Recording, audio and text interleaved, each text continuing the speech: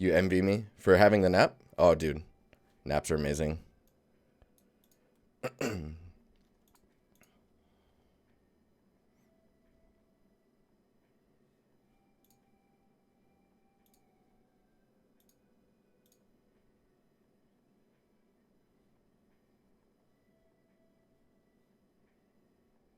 Unrealer, what's up? Your mind is too active? Oh, we're having that sick transition again. You wait for it. Whoa. Whoa. Hey, guys. How's it going? Currently, I'm not using any add-ons for unwrapping, but I plan on adding the add-ons. No, there's the Packmaster 2.0 that I want to add. Because in its current state, the unwrapping tools are pretty bumpy. I have not enabled machine tools yet. Is text tools officially out yet? That was the other reason I hadn't switched to that. Because I know it had been getting added. It was being added by the community, so it was like partially added.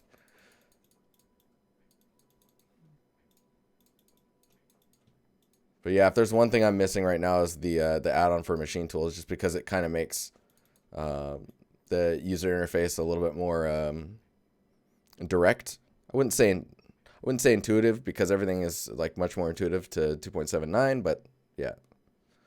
So one thing you'll notice right now is I've got all these different colors. And that's just like, if you go up here, it's set to random. If I go to material, you can see it's set like this.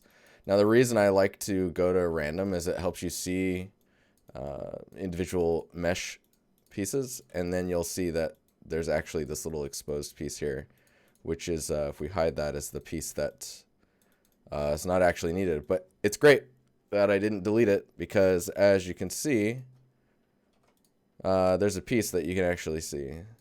So we need to actually integrate this part back into the asset. So I'm actually going to grab those two, and we're going to separate those out. Oh, or not. Hang on here. Let's do this. Make sure we're not selecting the other pieces, and then we'll press P and enter. That should just separate real quickly. And then we'll go back into this view, and then we'll isolate these. I'll select this one, then this one, and then Control J. And I'll just combine them together. And then, what is it? Alt, Control M. Oh, that's mirroring. Hang on here. All right. You got a Subway ad? Oh my gosh. What was the so the other thing you guys should know, for anyone who's new here, with me streaming in Blender, I used to be a Moto user, and we've slowly been transitioning to Blender. You'll catch me asking, how do I do this? And chat will usually answer it, because you guys are amazing. How did we weld like closest again? So like right now these are separate, and I need to make sure that all these weld together. I thought it was like Control Alt M, really? It is Alt M. I guess in object mode it wasn't working, but so Alt M, we can do merge and by distance, and you get your little prompt down here for how far. And these should be, yeah, those are all welded together now. And then we just need to make sure that edgewise these are not sharp. Maybe I need to do that and shade smooth. There we go. And then in the UV editing, we need to make sure that those are accounted for. We've got some pretty not nicely packed UVs, but it's all good.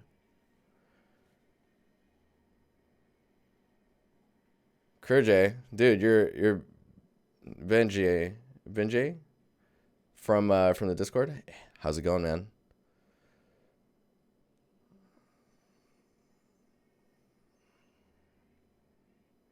Not art related. All right, cool. No rush. How's everyone doing?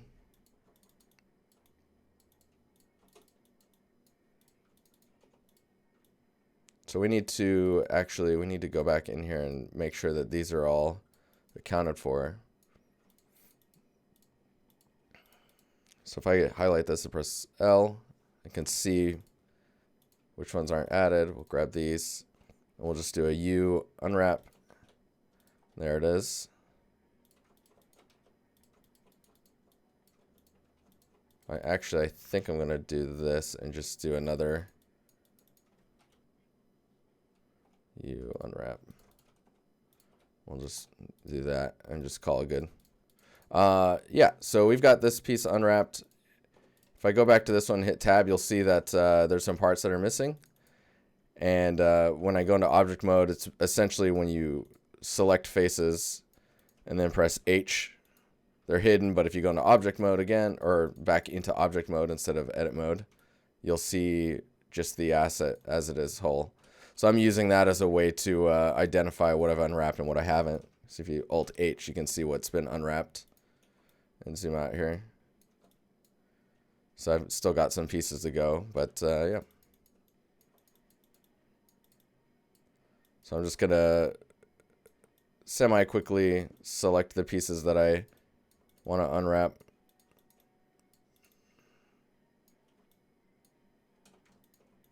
Hey, thanks for the follow, dude.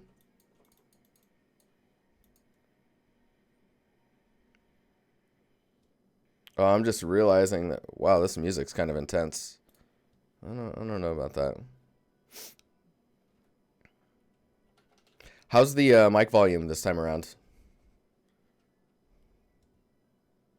Is it much better?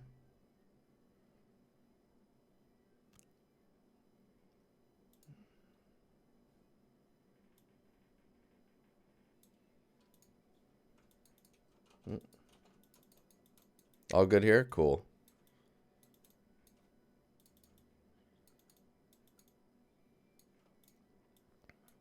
So I think all of that may be one. I'm not sure yet. Maybe what I'll do is this. We'll just be cool with that, and we'll hide that. Let's grab this.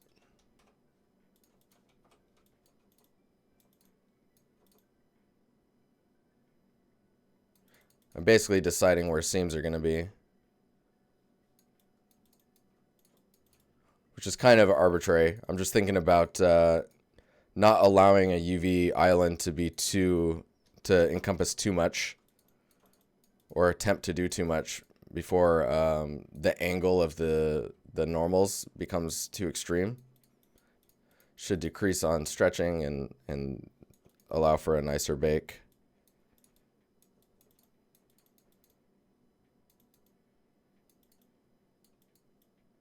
So for example, this corner here is that's kind of gnarly.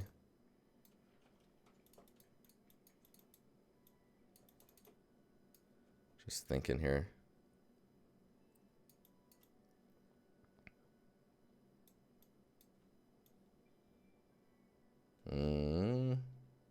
Maybe I'll just do that whole piece there and see how that turns out.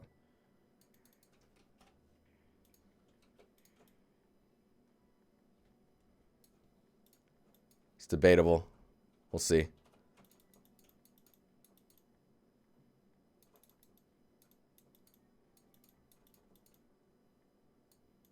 Seeing this little inside area here seems like a good area to be breaking up the thing like that, maybe. Grab these ones.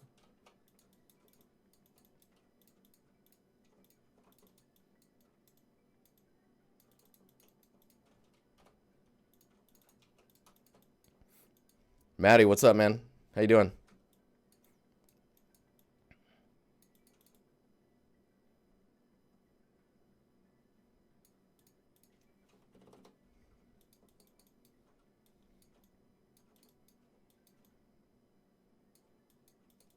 You can see when you'll see me check like curves like this.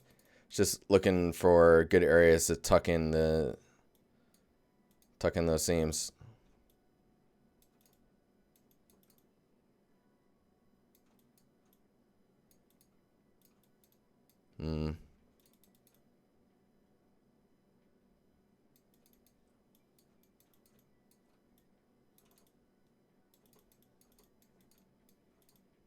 Down here it doesn't matter all that much just because it's usually underground.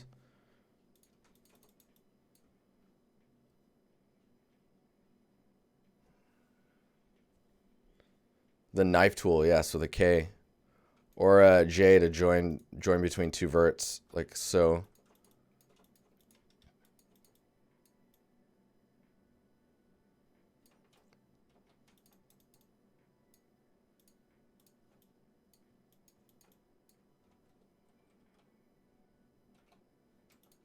Yeah, so see, maybe I want this. No, I leave that out just because of how extreme that edge gets there. But the J for joining between verts is actually really cool because like if you do between this one and press J, it'll join between those two, right? But if you select this one and this one, for example, and press J, it just cuts all the way through, draws a direct line to try and get through. Really useful in some cases.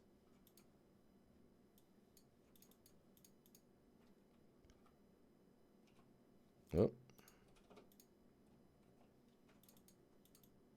What is this piece here? Oh, interesting.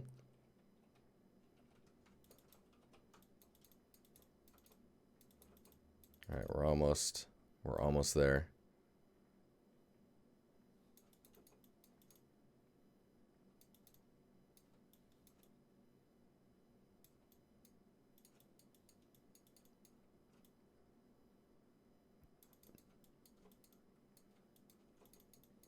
See, this area here is kind of weird.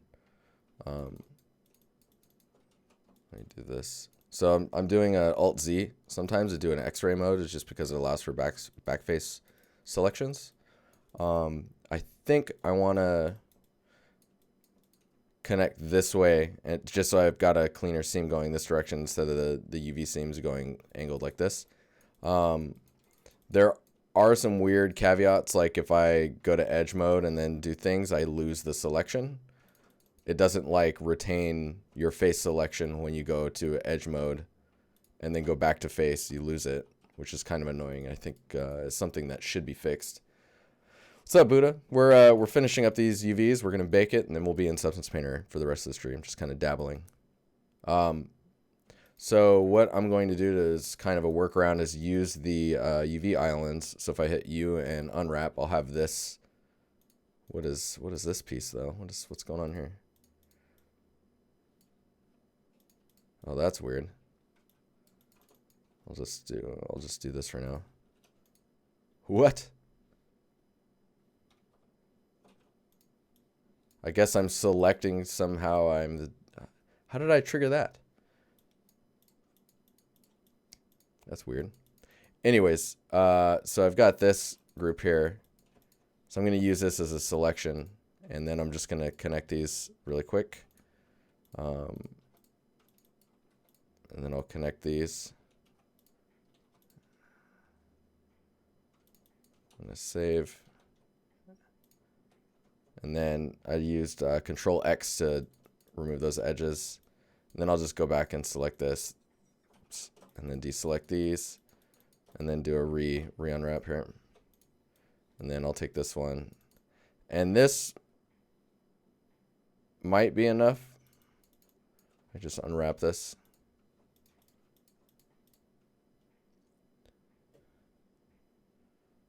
So the verts are connected. Ah, thanks. Yes. No, that's exactly what's going on.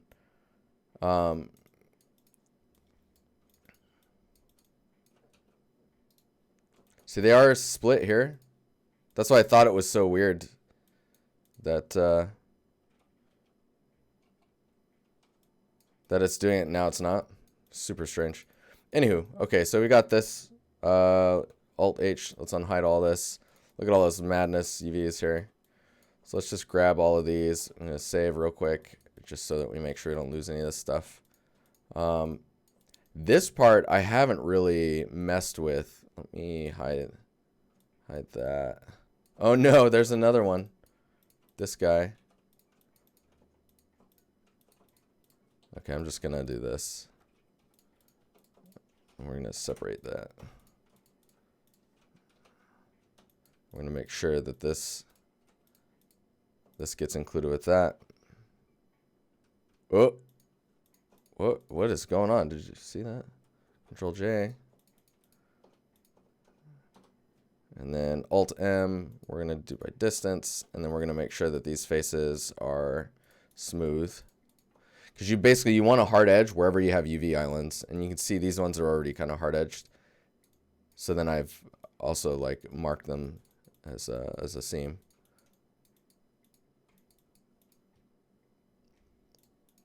Okay, so now I need to identify these.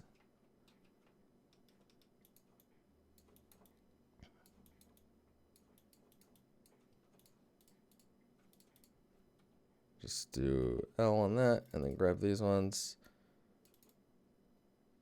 That's a pretty extreme.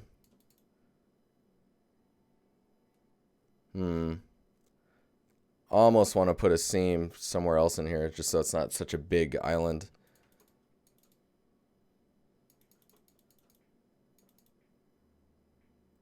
Let's unwrap this part first. So we'll do that. Bring it over here. And then just gonna find a good spot for a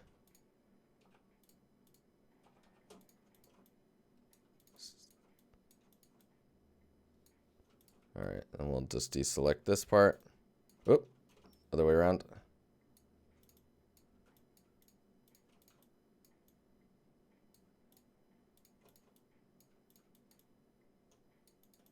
We'll just unwrap that separately.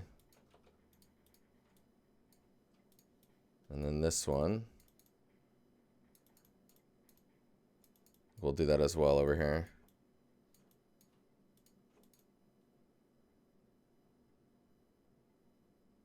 Oh, that's weird.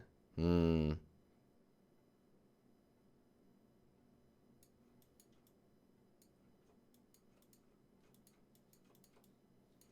right. Let's try that. I'm curious. Okay. So what we need to do now.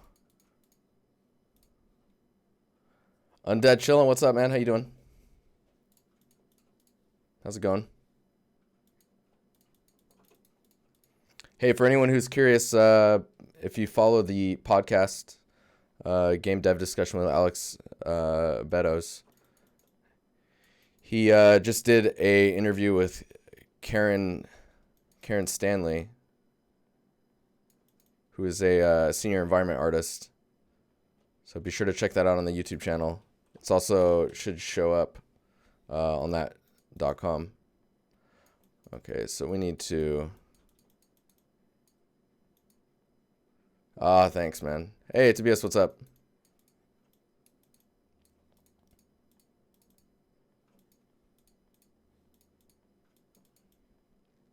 Okay, so I need to select similar. What's the? There's a hotkey for that. Select similar. Shift G. So if I select, say, this edge, right, and use Shift G.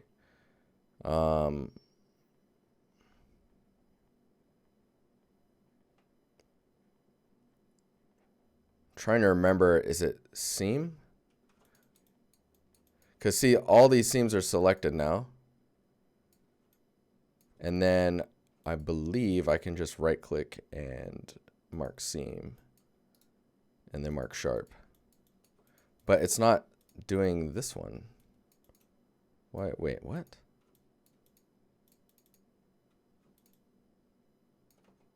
I'm very confused.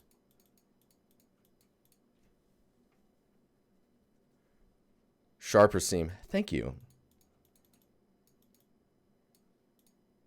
Yeah, because this would be seam, right?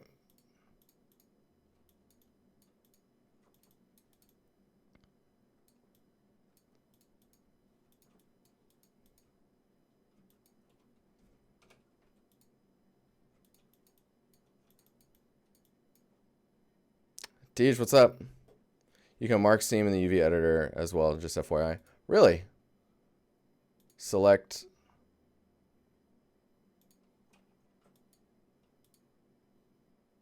Because, see, I've got.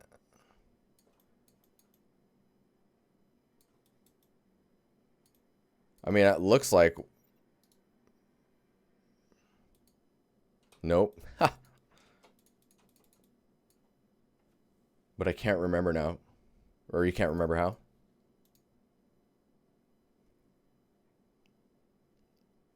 Yeah, this is rough, man, because the last time I was doing this was 2 days ago, not like actively outside of the stream.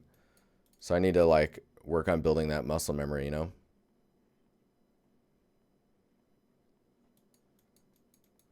We did do that already, yeah. Some of this is looking pretty rough though. You can see it here more so. Proud of you.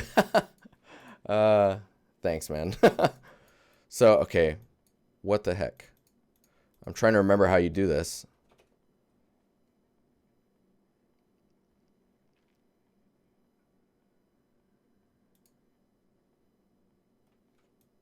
Because basically what I want to do is select the borders. I'm trying to select, see the border here? I'm trying to select the UV island borders. Like basically like this. Instead of doing it manually. And I'm trying to remember how we did it last time we were streaming.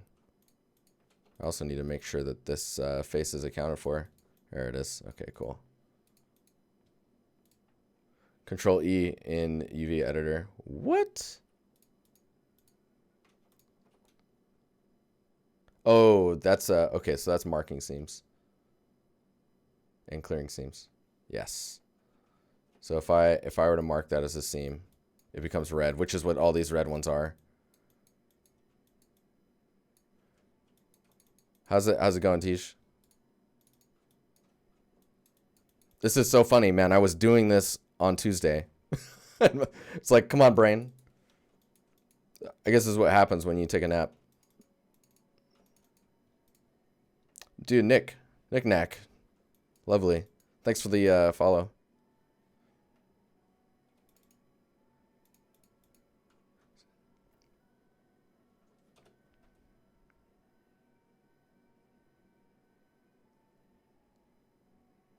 Hit L? What? In here?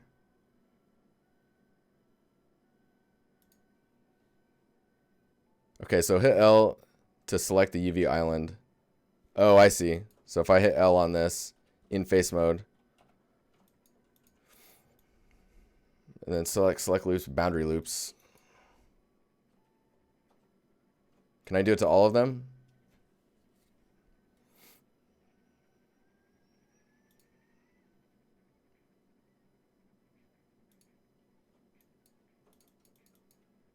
And then if I then do Control E, I can mark seam. It's not doing these ones though. Why is that? Do I need to do this one on its own?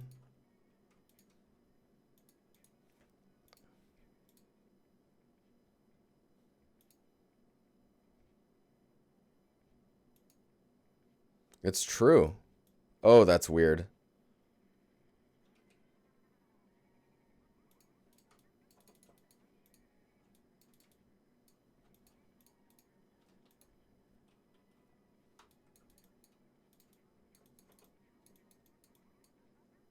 Tenesium, what's up? You can go to UV seams from islands. What? That's exactly what you should be doing. That's the least amount of clicks possible. Seams from islands.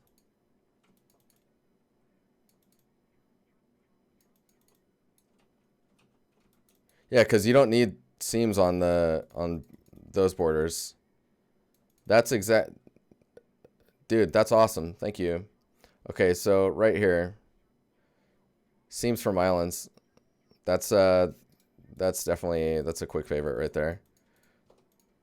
Because if I unhide everything and go to this one, I should be able to just go here and do, Should be able to press Q and then, well, Q over here. And get the seams. Oh man, that's so good. And then if I select one of these and do Shift G, I should be able to select all the seams and then mark sharp so that you get a hard edge wherever your seams are at. Yes. That's great, dude.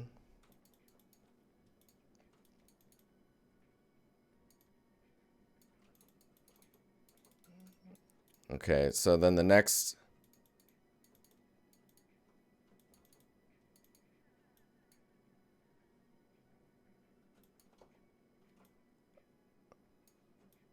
Oh yeah, I need to make sure this.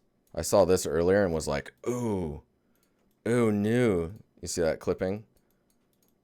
I'm just gonna, it's not all that accurate, but I'm just gonna move these down a little bit just so they're not clipping as much.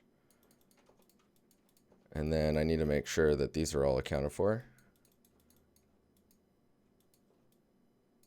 Yep, okay, did that. Save. Lucas, what's up, man? How you doing? Okay, so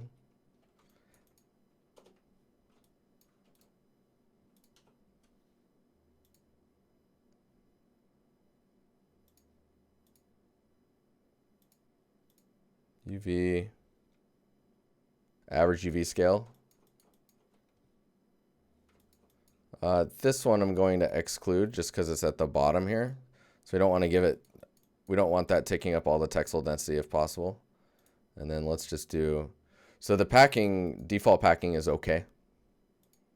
It's not amazing, but it should work. And then we'll take this guy. We'll bring this over here. Now the reason I'm packing this part separately is I just want to make sure that it's not taking up too much UV space because it doesn't need all that UV space. Okay, as in it's a bounding box based. Oh, interesting. Yeah, it doesn't do any rotations and try and like utilize space and save on anything. Okay, so let's, now we've got this.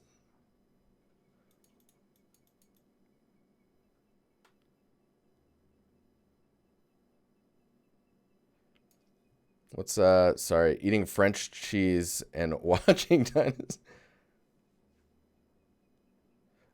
Tunisium, interesting comment about the argument of Moto is lacking in more areas than Blender is. I don't know. I haven't dived enough into Blender to know much. For me as an environment artist, I think right now the weakest thing is the UV editing. I think that's it currently. Okay, so we're gonna export out the base and the tentacle, and yes, I'm going to export it out as an OBJ because that was working for me. UV low poly OBJ. Oh, and I forgot to update the Substance Painter. Meh. Risium is awesome. I just don't want to use, like, I want to use as few programs as possible, right?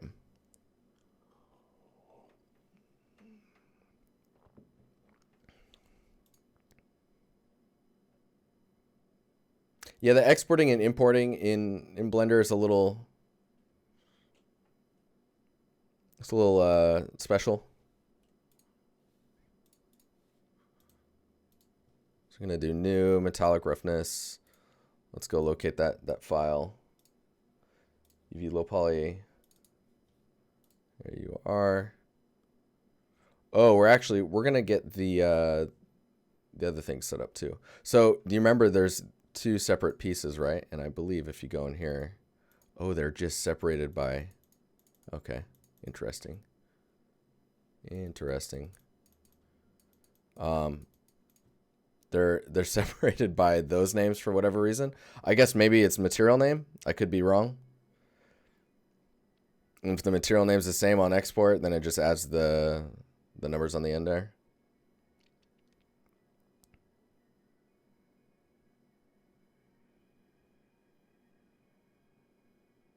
Edit mode syncing is weird.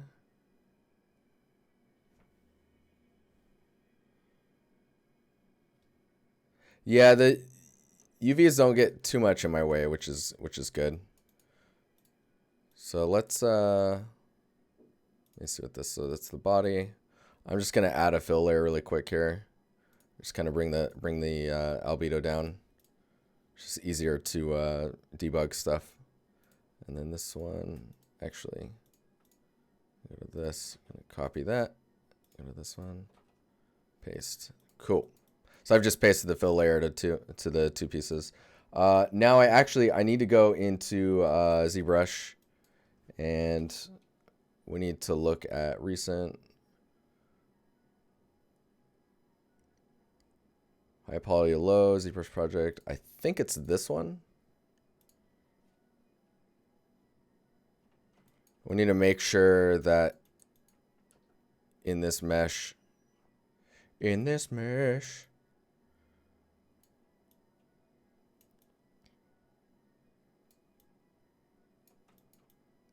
that we get our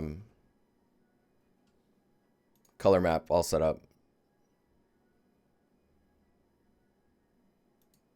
So we got our low poly in here as well, but we're not too worried about that. What I want is to look at this piece, and it's gonna be a little tedious, but I'm just gonna go ahead and do this.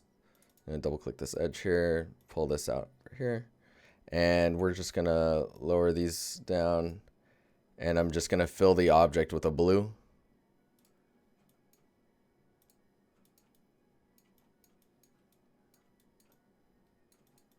And let's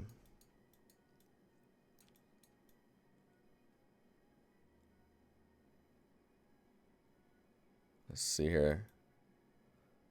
The purple fleshy bits, I think I'm gonna go with a green for that. But that requires me to sit here and paint it, which is a bit of a shame. Ooh, organic. Keith, what's up, man?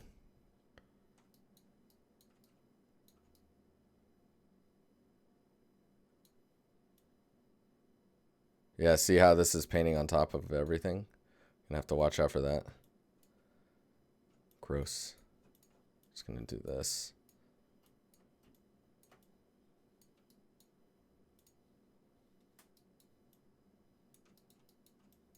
Oop.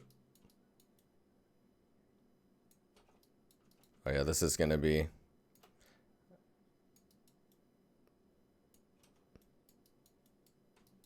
No, I'm not gonna spend the time doing this. We're gonna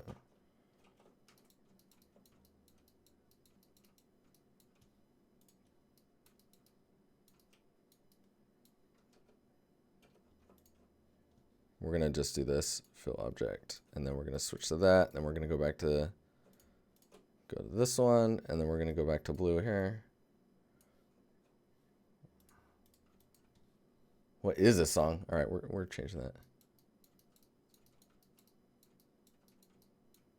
You prefer actual material color instead of polygroup color for material IDs? Material color instead of polygroup color. Oh, I mean, it depends on how you've built it, right? So at least in this case, like this little detail here, like this side information here and like this area are the same mesh. So like I can't use the polygroups to do it.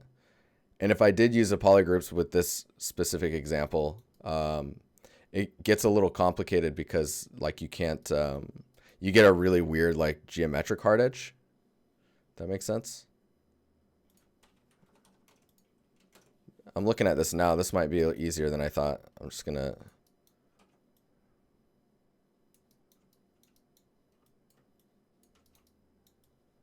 Because you don't see the inside of this area.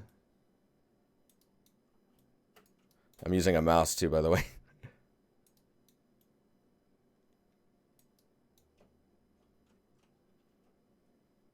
So when you press, I thought it was X. Oh, it's V. Oh, that's weird. So I'm gonna make V blue. So I need to, I can clean that up. Just gonna zoom in here really fast. There shouldn't be too much work, so.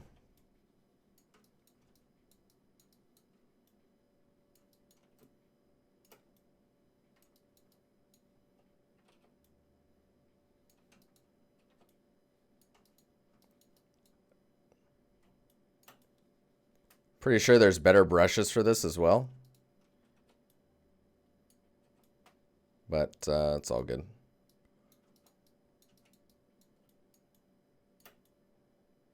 Because there's some brushes that'll like look at the normal direction. Bot check. What bot check? Morph, what's up? That's concerning. What you just wrote.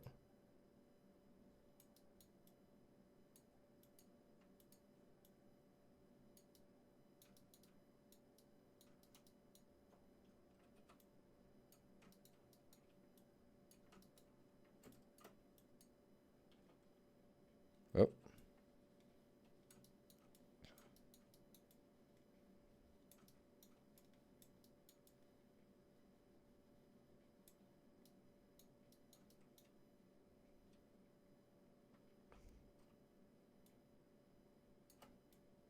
You gotta watch out for those bots, man.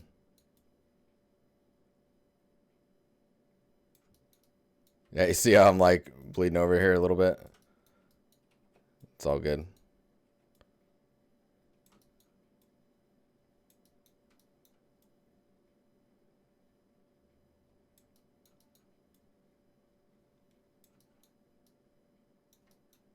That should be good enough. Oh no!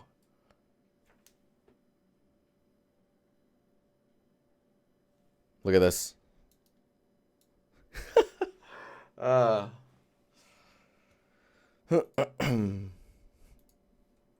always forget, like, see how I'm seeing the two dots? I'm like assuming that it's doing it's doing symmetry. It got me again, Tish. It got me again, man.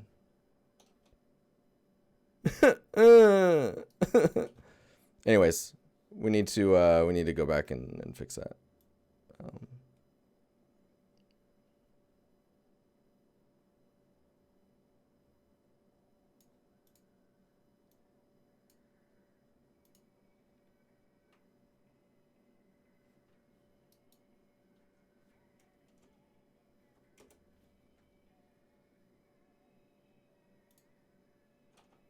Oh man.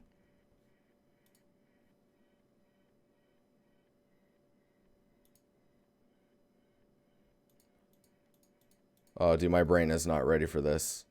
Do you remember symmetry? See remesher, no. Mesh topology, mirror and weld.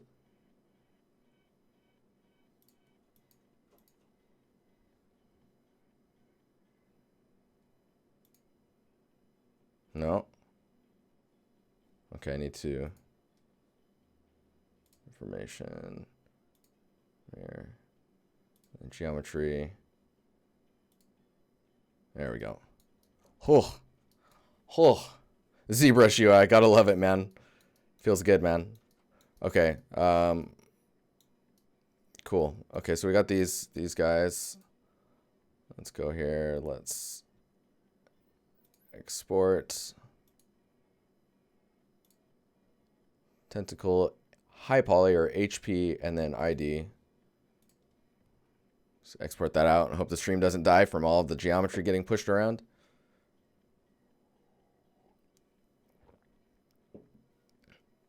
How you guys doing in chat? Welcome anyone who is new.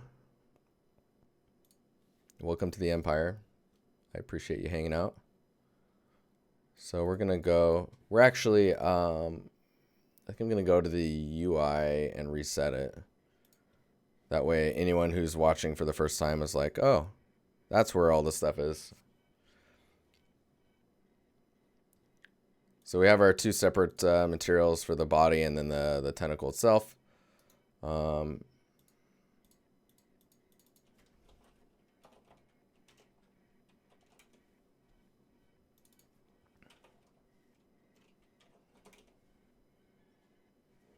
Oh man, I've been using ZBrush for years, but dude, if you don't use it all the time, you lose it, right? That UI is freaking brutal. I would say I'm competent in ZBrush though. I'm gonna go to texture set settings, we're gonna bake mesh, and then we're going to locate Highpoly ID. Let's do a small bake first, and we'll say none and just do a normal. This is kind of my way to just check that the bake is gonna actually bake all texture sets. So by doing bake all texture sets, it's gonna bake both of these. Oh no, we've lost the music.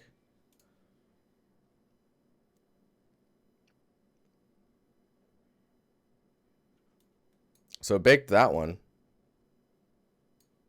What about this one? Why didn't it bake that one? That's weird. Let me double check the. Yeah, UVs are there. Oh geez.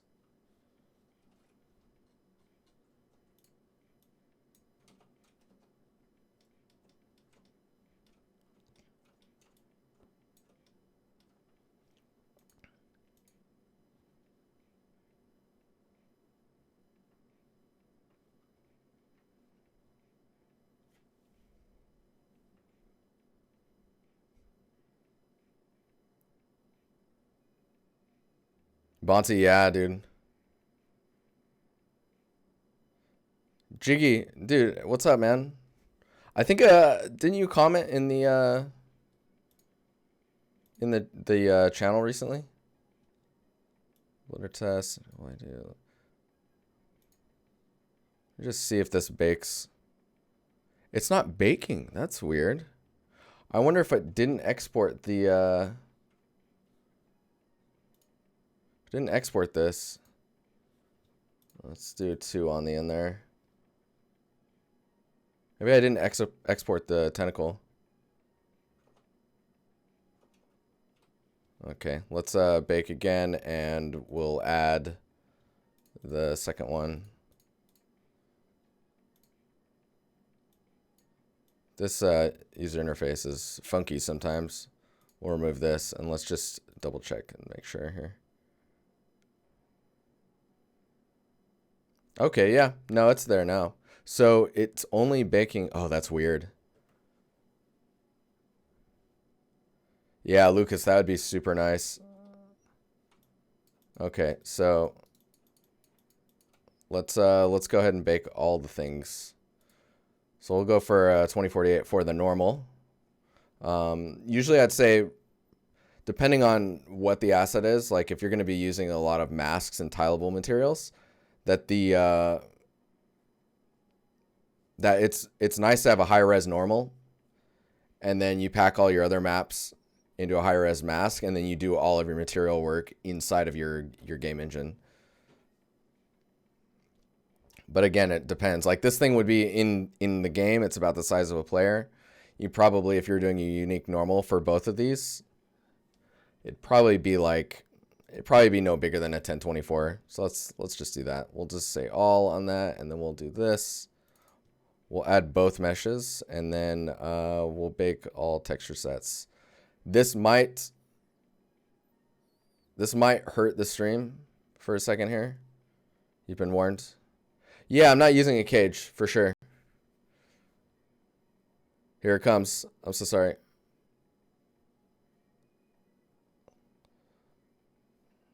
Oh, there goes the encoding. If you can hear me right now, stay with me. Don't go to the light. All right, the bake's done. Delicious. So if you press B, you can go through all your baked maps. Oh no! What is this? What is this madness here?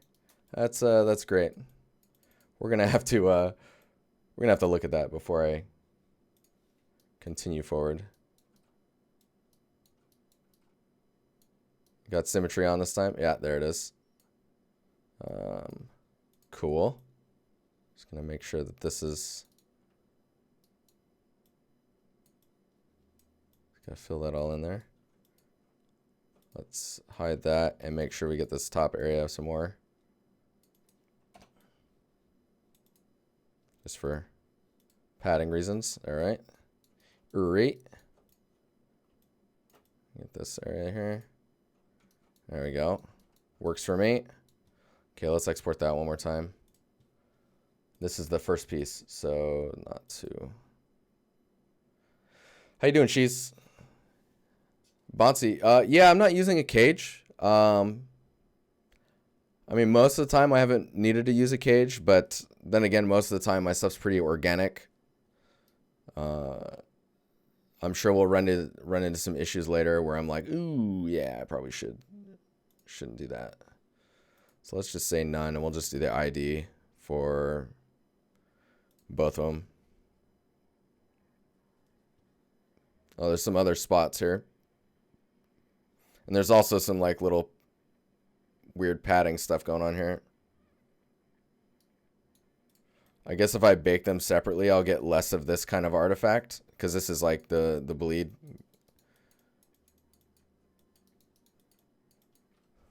If I press M, you can go back to this view. Yeah, and you can see there's that artifacting just where like all that jazz where they meet up. Gross.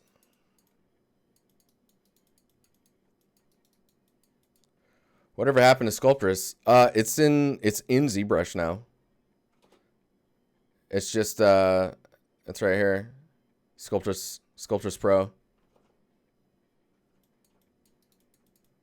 It got that built-in quality feature set. You can still download it though. They support it as like a thing that like doesn't get updates or anything like that, but it's there. It's free to grab. You can do with it what you will. They did keep the creator, as far as I know. Okay, I need to isolate. Yeah, see that? Gross. We're gonna need to. I wonder if I can rebake all the maps for this separately. So if I did all, and then I got rid of this one and just did this. I mean, for sure, if I was using like our proper naming convention suffix, I could have it isolate based on what it's baking. Let's say it gets rid of those seams. Yeah, it's cleaning it up. So they're not happening. The bakes aren't happening at the same time. Oh, I'm still importing the, that's funny. The mesh that I don't care about.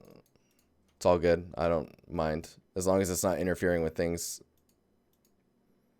So then we'll go to this one. You can see those artifacts here. Ew. Ew. So you're going to take that out and then grab the second one. Or no. The first one. And then we're just going to do all the maps.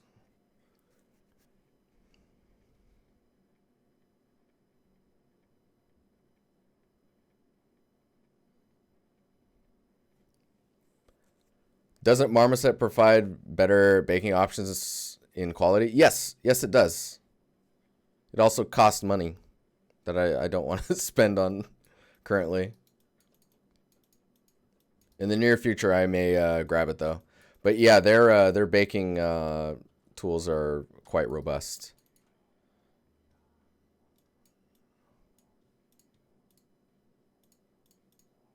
Let's see here.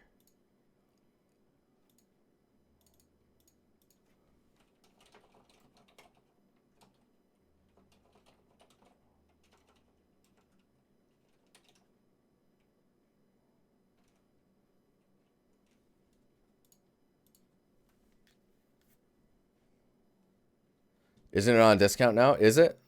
What's the discount amount?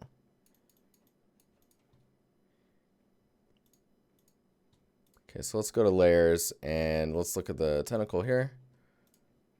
And I'm going to just add another layer. We're going to call this like flesh.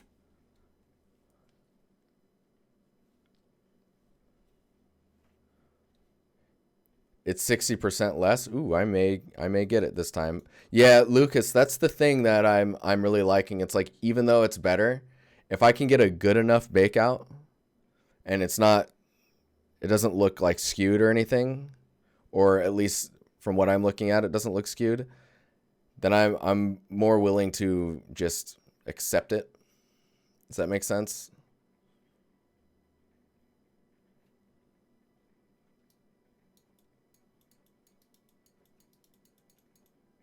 Yeah, wow 40 wow. I love that name. I'm actually thinking about, I was just thinking about that. I could say none and do the ambient occlusion bake. You can also do, if you remove the Highpoly mesh, right? And you just do an ambient occlusion bake with, and do bake all texture sets, it will do that AO bake without the meshes involved. But we should probably do it with the meshes. We need to do it with the tentacle first. And then, oh, I guess we need both of these, don't we? Because you want to get that AO in here, right? Yeah, you get that small AO contribution. Okay, and then we'll go to the base. Well, I don't need to switch there, but we'll go here. Base. Ambient occlusion only, bake.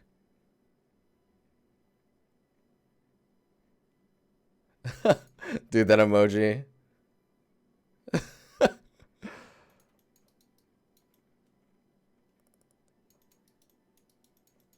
Yeah, that looks pretty good. Okay, let's go back to the tentacle here. So I'm going to save the file. Go to the tentacle layer, and let's just make the flesh color something obvious for now.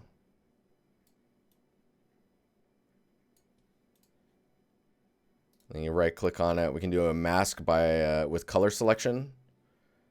And then it's automatically going to load up the ID map. And then we pick color, and then you just select the purple, and you're good. And if I copy this and go back to here and paste it, it'll already do the, this is awesome. It'll already do the mask selection with the color selection. Super nice.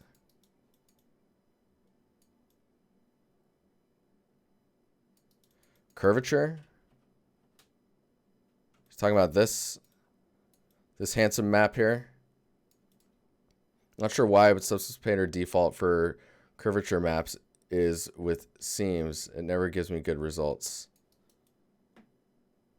You talking about these guys? Let's look at that then. So if we go in here and you do curvature, and we're on the base right now, so we can get rid of, oh man, which one is it? I think it's this one.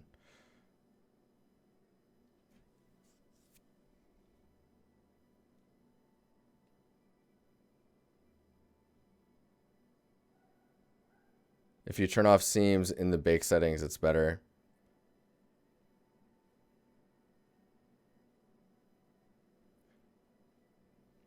Wait, seams in curvature?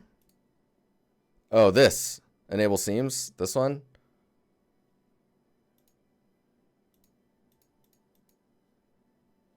All right, let's bake that out. So what we're looking at right now is you can see there's some weird artifacting around the seams of the UVs, specifically in the curvature map.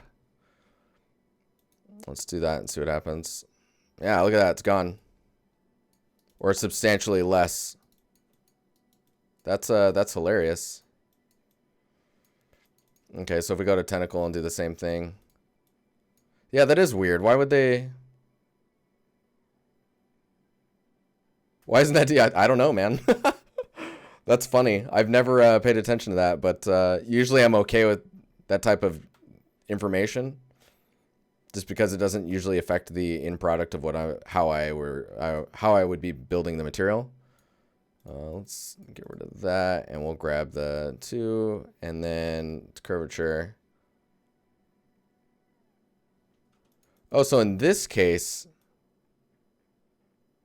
it was an issue.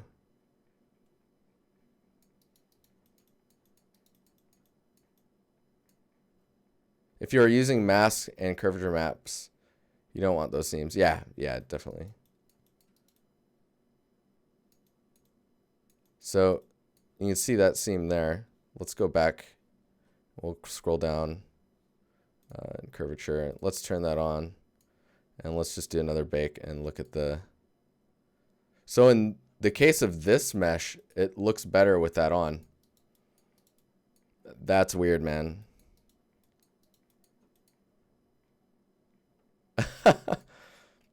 Yeah, I don't know. Go in here. Make sure to check the add artifacts checkbox here. So by default, when you press M, you will look at the final result of your asset. But if you press B, you will go through your bakes. And then if you press C, you will go through the maps that you're actually generating with your layers. So like, for example, base color. And you get the options here as well. So like maybe if you need to see your ID for whatever reason, or your normals. Ew. Ew. So yeah, B, C, M. This shelf is the shelf's going over here. Feels good. All right. Yeah, I imagine for hard surface stuff, you get much more artifacts going in.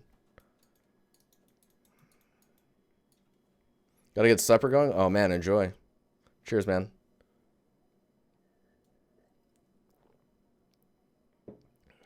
All right, so we got an hour in Substance Painter now.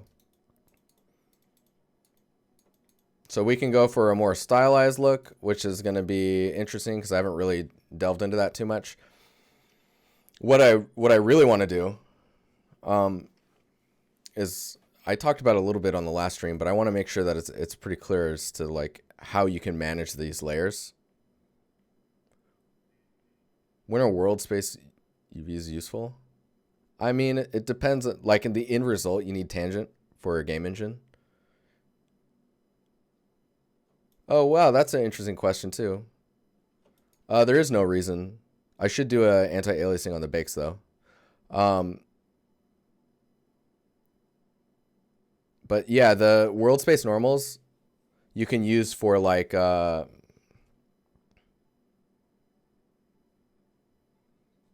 can use for helping you figure out, like, top from bottom. And, like, if you go... Where is it here? So this one, this would let anything that's like smart materials, it would let it know which area is the top. So if you need like snow, for example, on the top, it would be basically doing what a snow shader would do in Unreal, where you put snow on the top of the mesh based off the Y normal. It's doing that on a per pixel level. So you could technically put snow or dust on the top.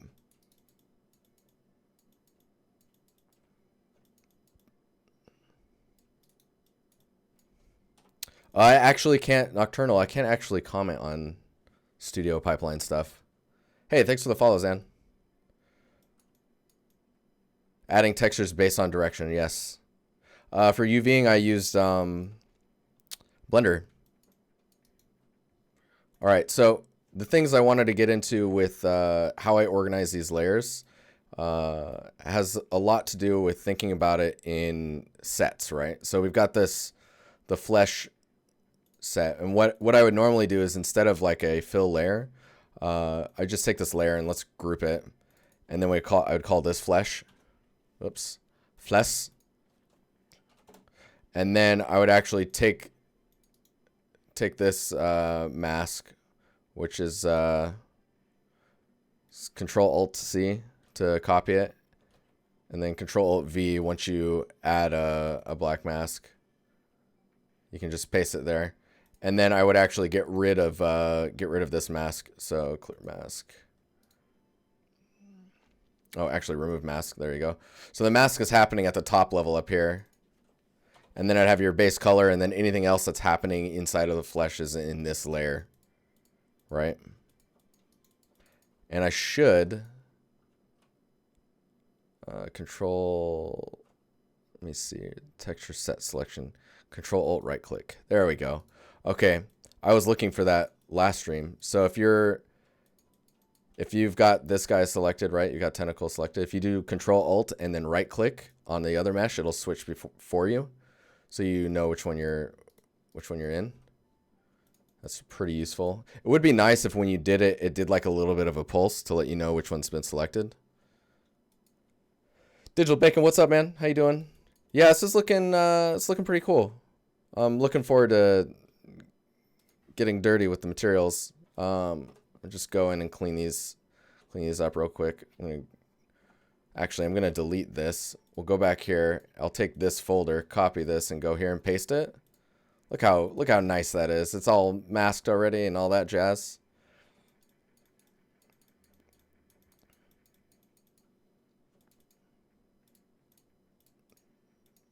I'm gonna take this group, paste it, and then call this one base. Or like shell, I guess. And then in here, click the color selection, and then pick the color again and select the shell itself. And then we'll make sure that the shell's color, I'll just put this folder under here. We'll make sure that the base for the shell's color is definitely different.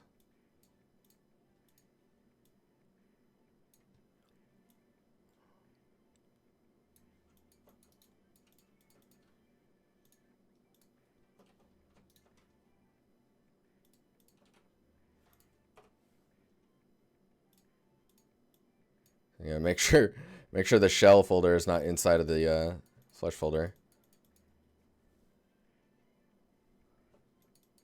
All right, so that's kind of been solved. Now I need to start looking into how we're going to texture this.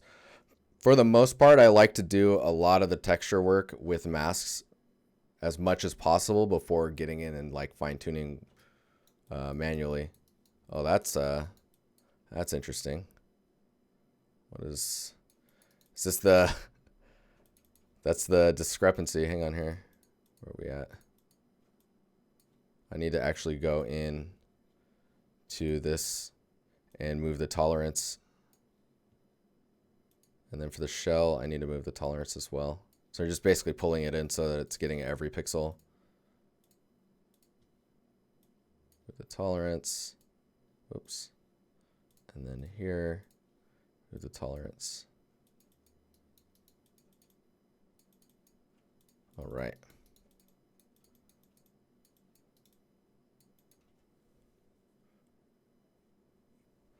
I don't know how I want to approach texturing this. I know that I want to work with masks and stuff, and let's start getting into it. So I'm gonna go to this.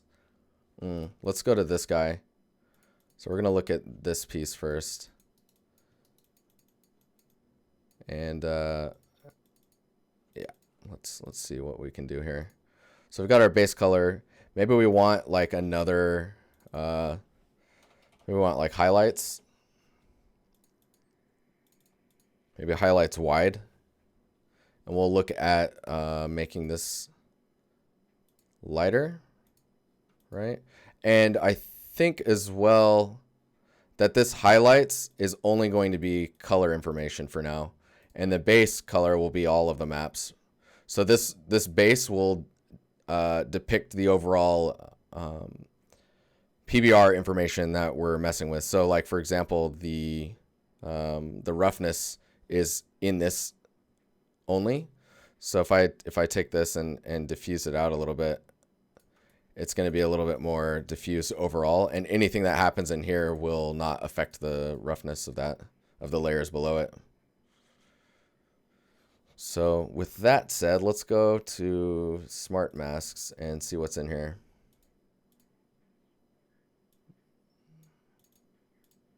Let me know if this music gets too intense for you guys.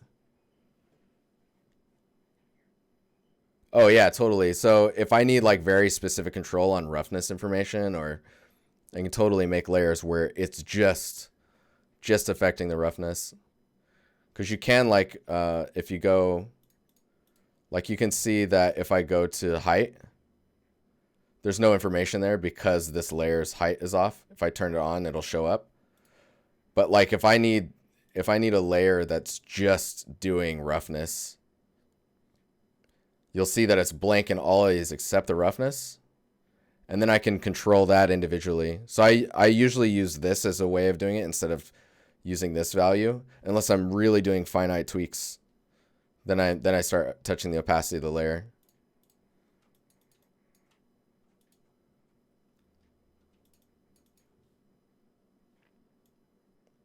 So I usually start with this type of stuff. Edge dusty. And I just drag these on to try them out, see what they look like. Base color. And then we can go see and just look at the base color here and see where this is happening. Alt click the mask and you can get into this view and you can start seeing the other information that's going on. And it's pretty subtle. Let's make this lighter so we can see what's going on. And I'm just going to go into this mask editor and start tweaking those values. Let's go down to, let's do that. And I'm actually going to bring this property window to the side here. No, that's not what I want. Come on. Come on, man. Oh, in reality, this property window, you kind of don't need it because if you right click, you get it. So that's kind of nice. I always forget that you can do that now. So we can do like a blur if we want, so you can just get some nice soft information. So if we're talking highlights that are wide, there you go.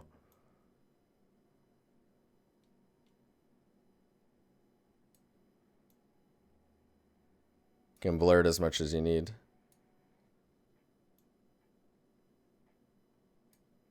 So turn that blur off and just kind of see what we're doing. Use an ambient occlusion to mask out where it's happening. If I, let's see here. Yeah, if I alt click on this, then we can just focus on what's happening in this. Curvature. See, there's textural information in here. I believe it's just this texture itself. Yeah. So if you can expand this out, and then you can do all types of stuff in here. Change the scale of that texture. Can you go beyond 10? Of course you can't. Lower the contrast. You turn that brightness up.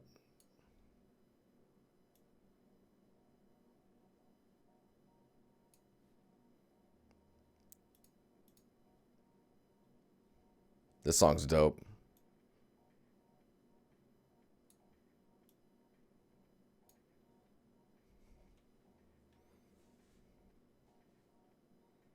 When you use substance materials in engine, as far as I know, you're loading the procedural material, unless it's been calculated already. I do remember when you had to do this in Photoshop. What a pain. What a pain. So let's go back to this view and press M on here.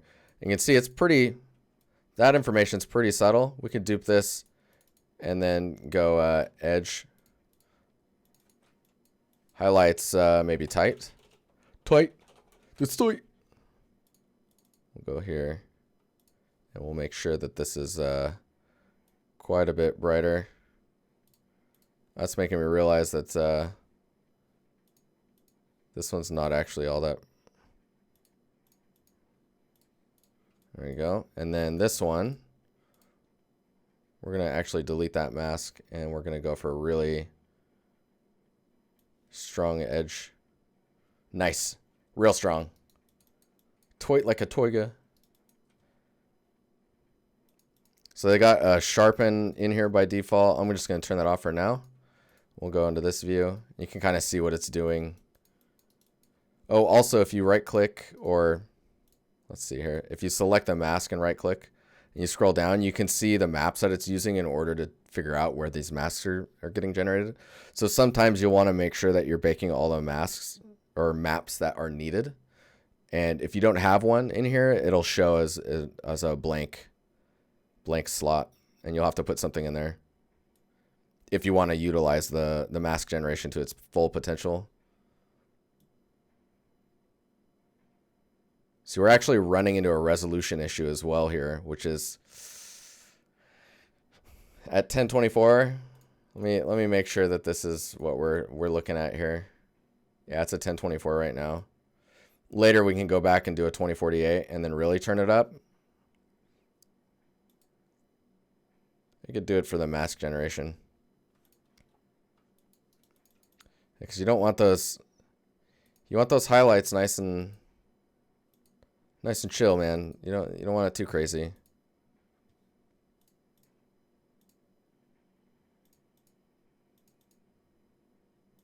So this properties window, I really want it.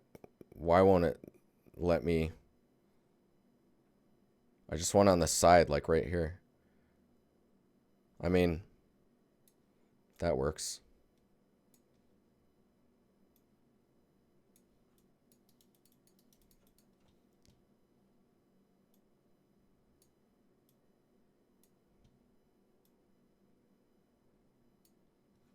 God, that's not working for me, man.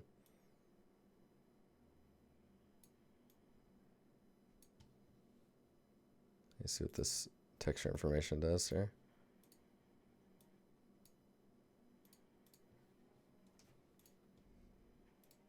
And kill that. Could be due to the lack of anti-aliasing. No, this is purely because of the resolution of the bake and the resolution that I'm allowing to kind of come through the. So we go to this view. Want to make sure that, I mean, one thing we should do too is we should make it darker. Kill this. When I go into the darker values, I do like to saturate a bit more. Just by the nature of like how I like to visualize the surfaces. Let's see here. This one might. Yeah, see, that's interesting. And this is just dirt. That's so funny. Dirt level. So I do like that noise that's in there. That's feeling pretty nice. I think that the edge highlights, maybe I'll try and paint those depending on the resolution. And this also has to do with the fact that I'm not really utilizing as much of the UV space as I could be if I was packing better.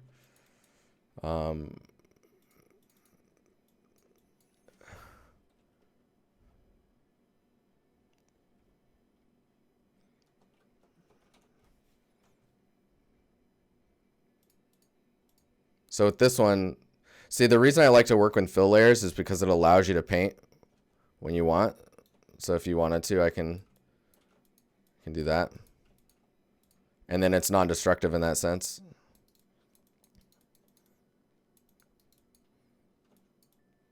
And already this is looking pretty cool. I could now take this layer, go back to the tentacle, remove the flesh folder, and then go down here and paste it. And it should, oh, actually, did I grab the wrong? Yeah, I got to go up to the folder, the top folder, go here and then paste it. There we go. And then you'll get all of the settings that you'd done previously on there.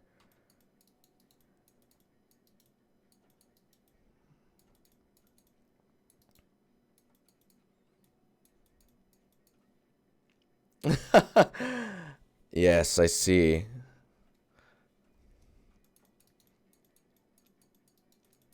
Hey, thank you for the follow. And Pa, thank you.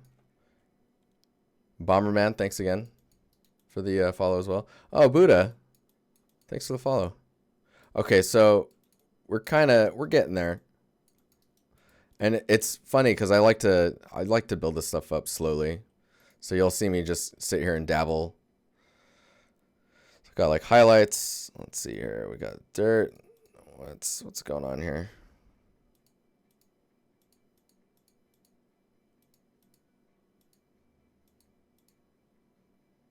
Got all that stuff. The highlights maybe painted. All right, then we get the good old Wacom. Whack 'em. Is it Crocapa? How's it going?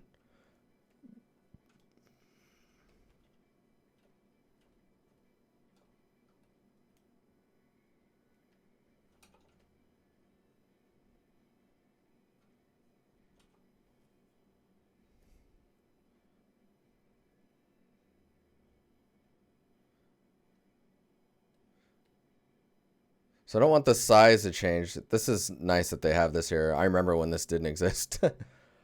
Flow, we want pressure.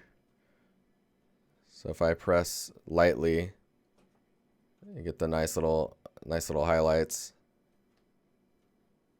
And you want to rotate your camera around so you can kind of see where those highlights are going to be. And then I use the brackets to kind of change the size of the... Yeah, I think for style reasons, this is going to make more sense. The other thing too is we can go in, and after we kind of key these all out, you could go into the layer, this one specifically, and even add, you can add a filter, and then in this filter, you select this, and then you can do things like blur. So I could blur it and then lower the blur a little bit. So I could manually place where I want those to happen. And then, yeah. Oh, that's weird. It's like a weird indent here.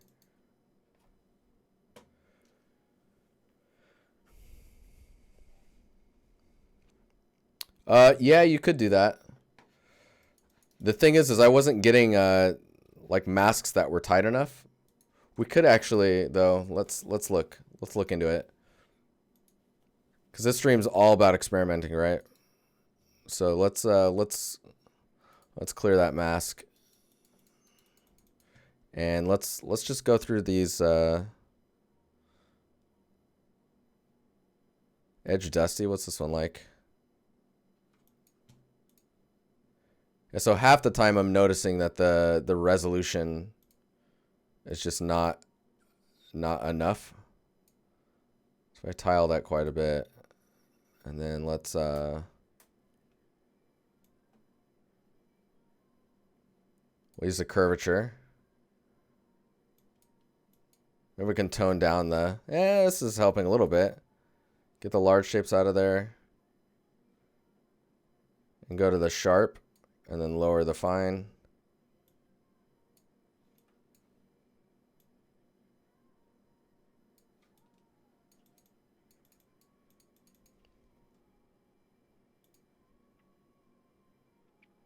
Oh wow, you can do dual, so it's hitting both, or cavities only, or edges.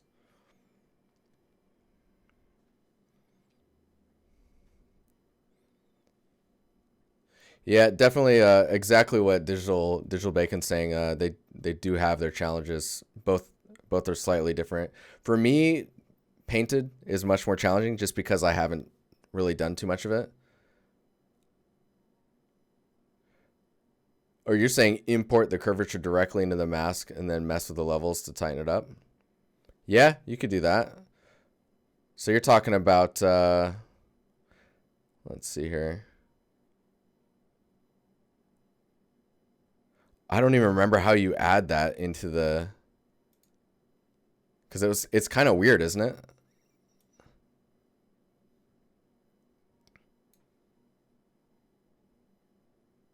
Oh, you're saying just add a fill and then point to the, okay. So instead of this layer, you would just add a fill layer and then click here, and instead of using a base color, actual color, like a uniform color, you would click here and then go to your bakes. So where are we at here?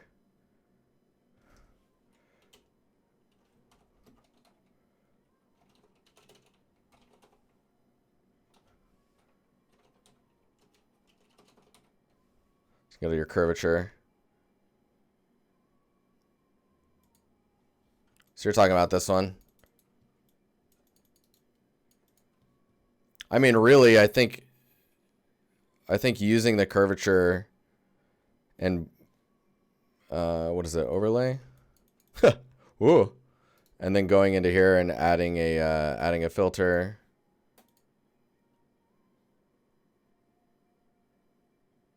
Height adjust? No, what am I doing? Isn't there just one here? Levels? There it is.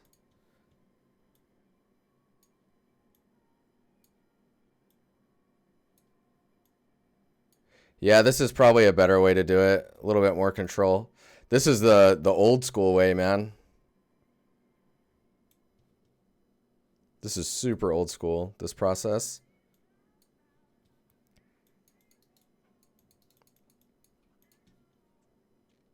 Noise.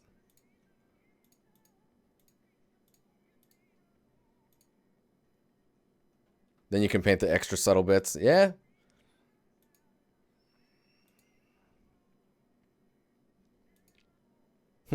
Screen. Dude, I wish you could scroll through these like you can on in Photoshop. Like, this is killer that you have to go through and...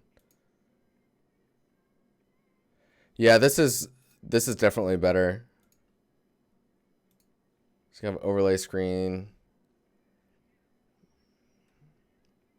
Value.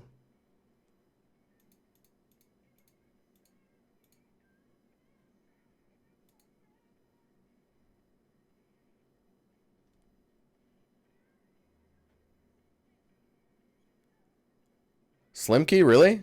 So if I click this... Oh, thank you. That's great.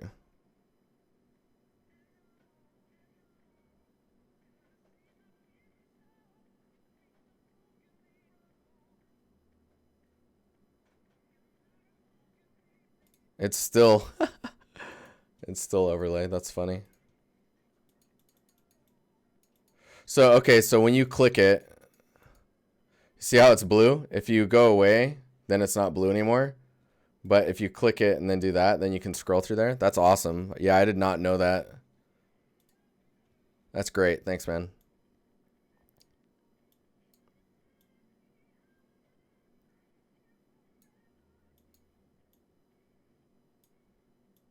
So what I've done is got rid of the dark values in the mask, and I'm just tightening up the edge of this.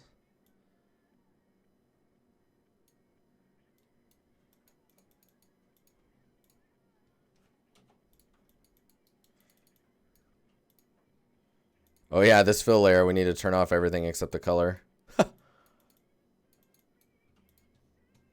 And then you can also like lower the overall impression of it.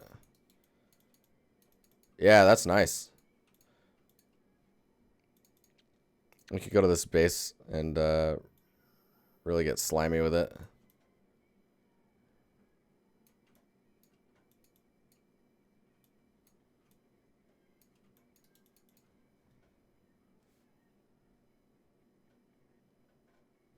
Yeah, go for it. Go for it, Alex. We're just dabbling, so it's all about experimentation.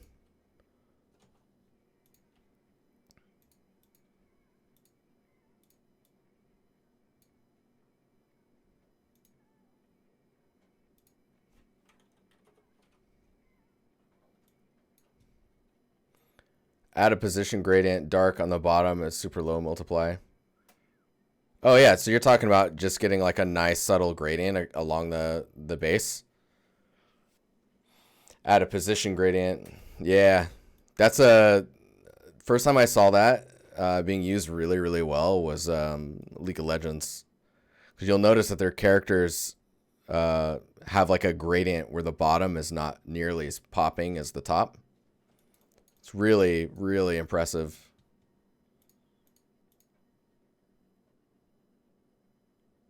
Add a black mask, and then you mask. And then on the mask, you add a fill and place your curvature on the fill. What? You can place a fill on the... What? Yeah, Dodo does it too now, yes. Dodo did it after League did their whole like visual update. Do it. All right, hang on. Okay, let's go back to the body here. So if we're looking at this surface here.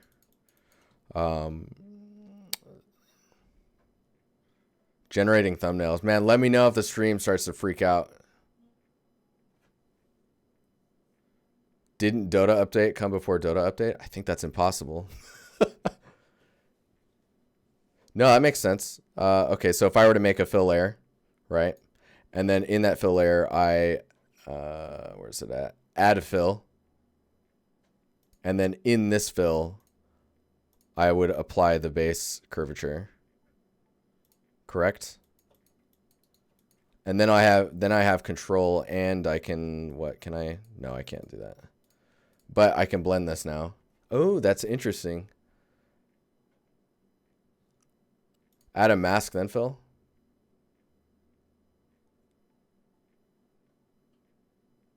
Oh, I see. So then I'm using the actual curvature. Okay, hang on here.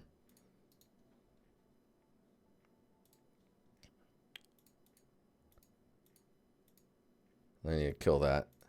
Then this one. Then add fill. Then in the fill, go to the grayscale, grab the curvature. Because then I can still color with this. For example, ooh, I'm liking this. And then I can use this one and then add a levels.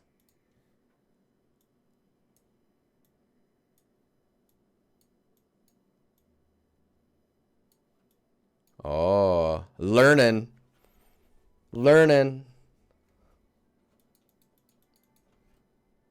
That's pretty cool.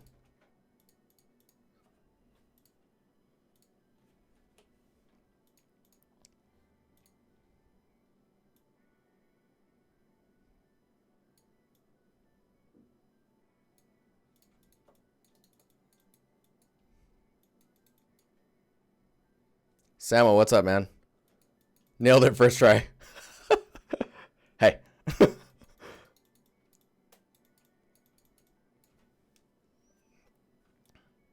So you notice that the material is pretty pristine when you look at like the sheen. Let's copy this, and then we'll go to here. We'll get rid of that. We'll paste.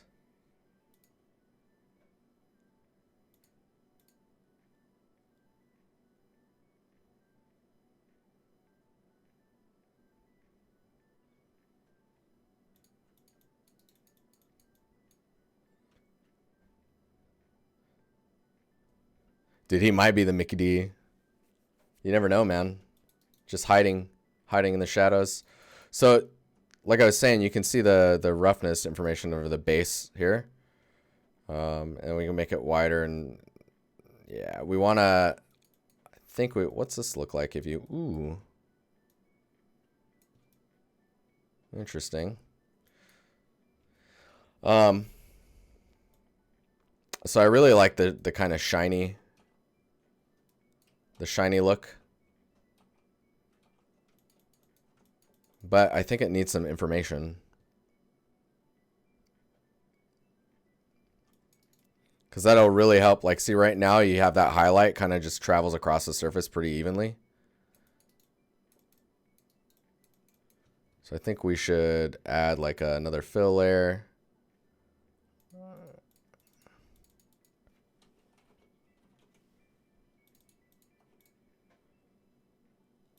Let's do this.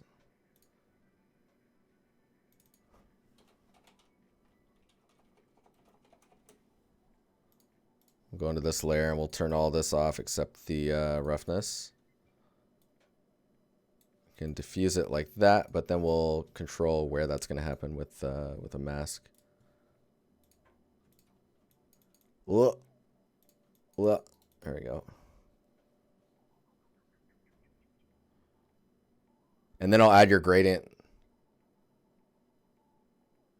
Alt-click roughness? Oh, get out of town. Are you serious? Okay, hang on. So if these are all on. You guys are in this program way more than me, as you can tell.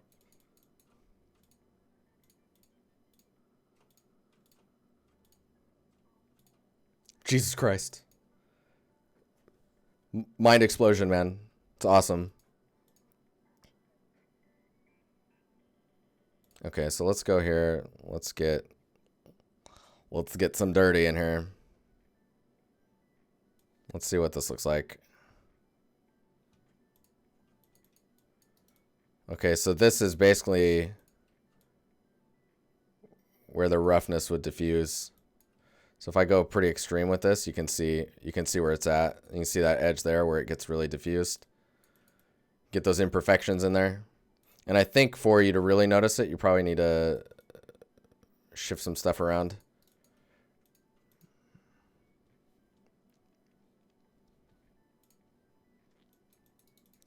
Soon our power level will be over 9,000.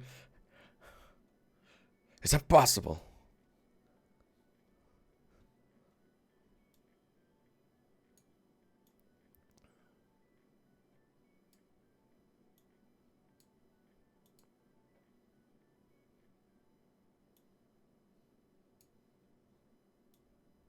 Whoa, hey. So we do that and get nice and dirty in there. You can see that in the roughness now. Get that break up. And maybe let's see where we're at on this. Oh my God. The power of the collective. Thank you for the tier 1, dude. Feels good. Feels good. We're at 10:38, so we got about 20 minutes. Oof.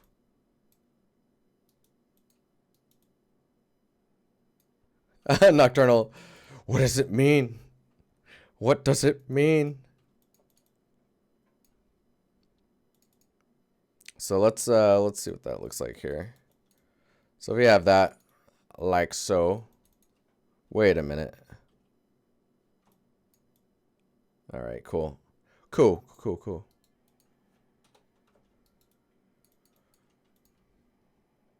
So I tell you what, man, roughness is where it's at when it comes to describing materials. Is there a way to instance a folder between multiple assets or multiple texture sets so I don't have to keep pasting this folder over?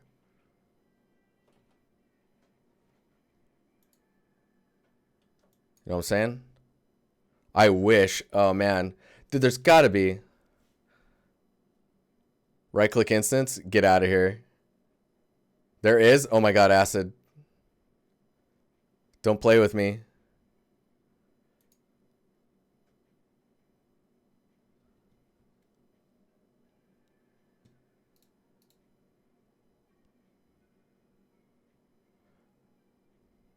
There's a duplicate instance across texture sets right there. Sorcery. Oh, this is oh man, my brain can't handle this, guys. Okay, so I'm gonna go to the tentacle and we're just gonna delete that one and we're gonna go here. And this guy, we're just gonna Control-Shift-D. All.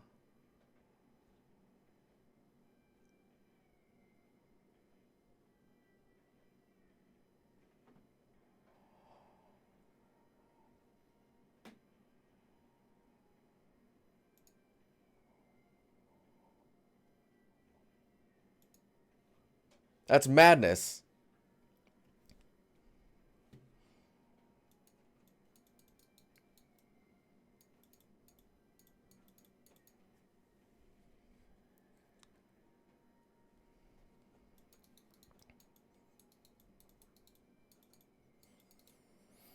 So I kind of want to get some contrast in there still. Like this dark stuff here. I feel like maybe it should be even darker.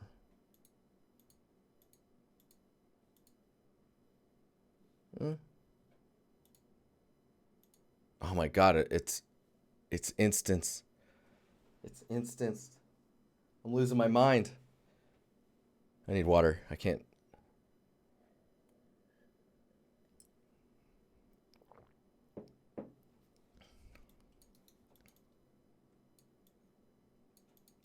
Oh no.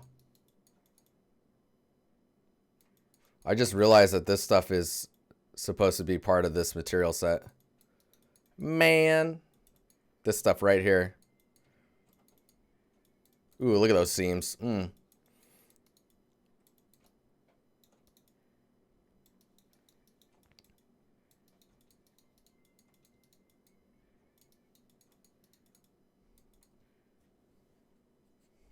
Liked and followed, my man. Hey guys, you should follow Side Effects. Because he put himself out there.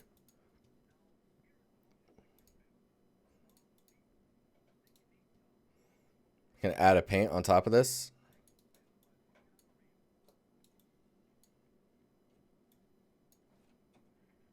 Oh.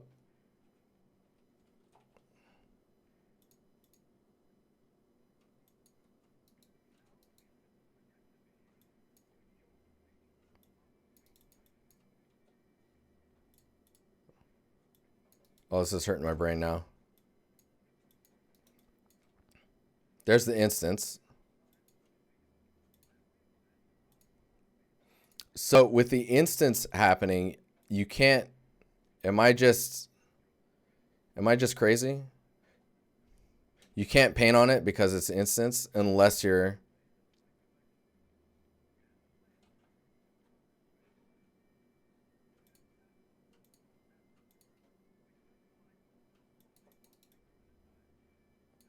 you know what I'm saying?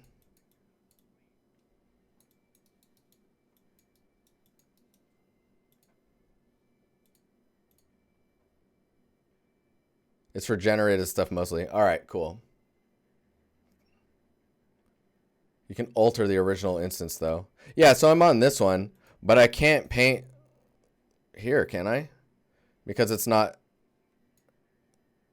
I can only paint on the main mesh here. Ooh.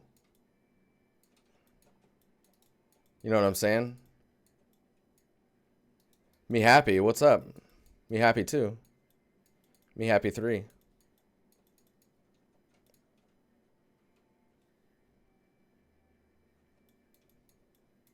Yeah, it's not, so like, because this is the instanced one.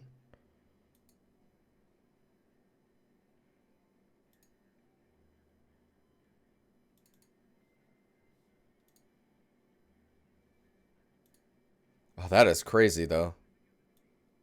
Yes, I can only paint on it on the primary asset.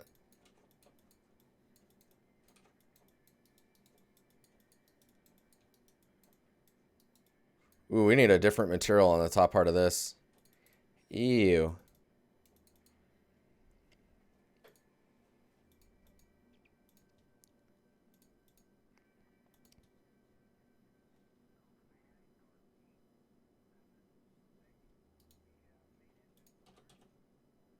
So I dupe this.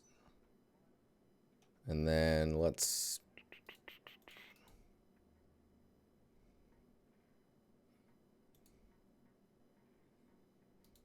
Can you add another... Nope. Alright, if I group it...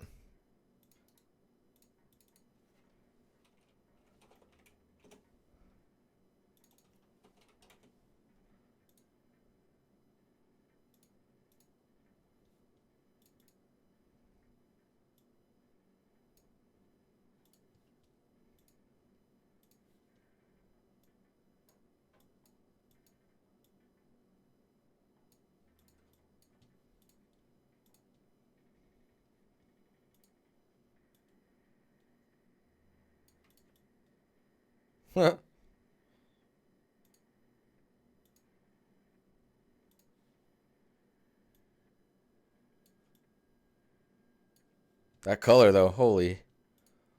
Holy, holy.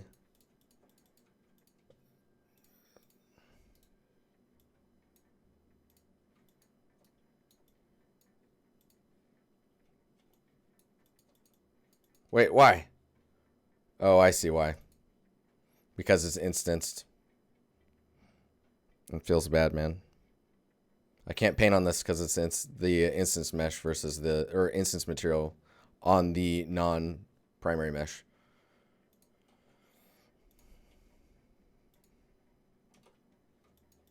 There it is.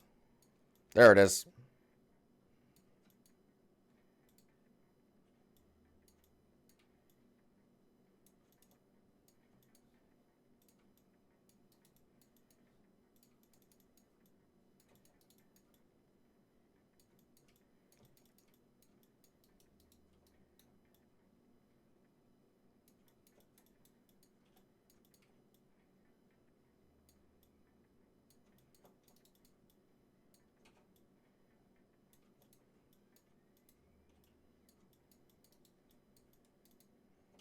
Man, this music's bringing back some weird memories.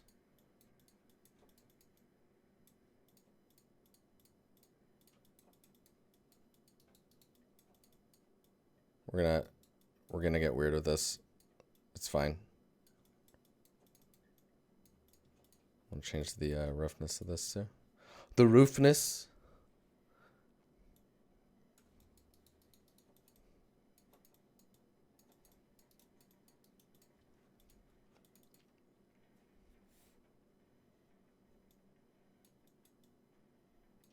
Yeah, Buddha. So we've got this asset, right?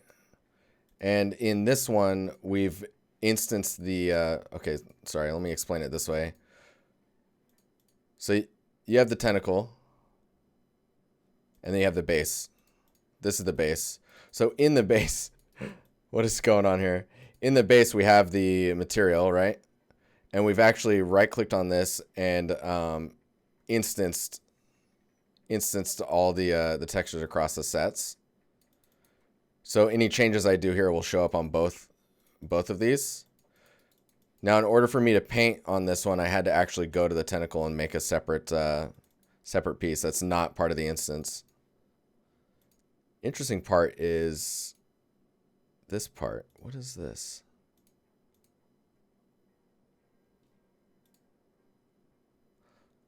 Like, why is there a flesh instance here?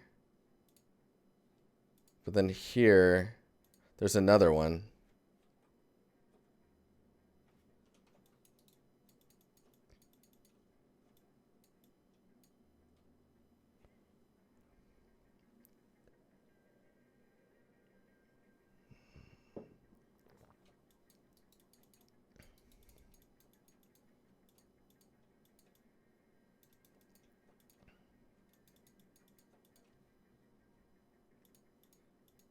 Okay, well, let's look at this piece now.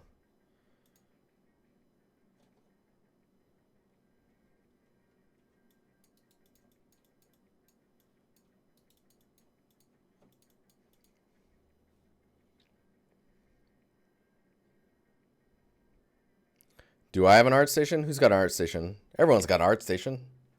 Just look up DiNusty or artstation.com/DiNusty.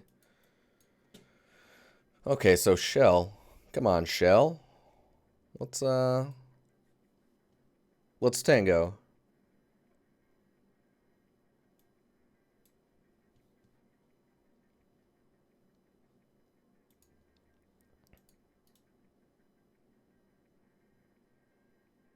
Man, I did not know that you could like add a mask and then add a fill in the mask. That makes so much sense.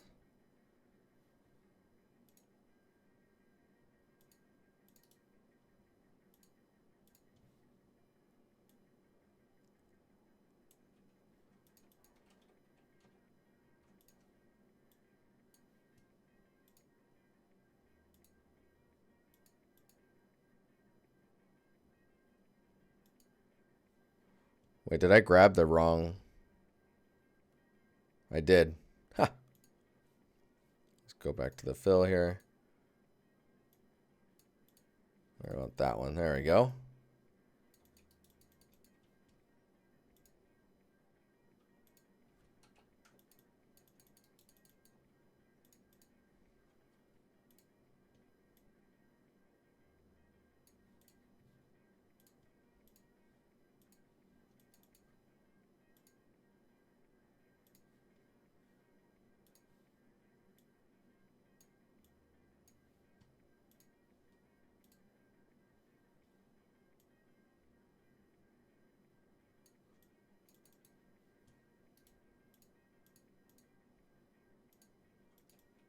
Trying to figure out what this base color should be.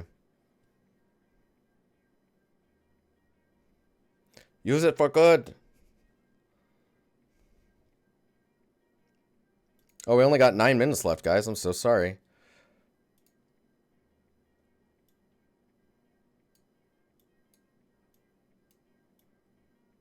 I really appreciate everyone coming over, though. It's cool having you guys here. Let's do an add a filter, and then we'll go and we'll add blur.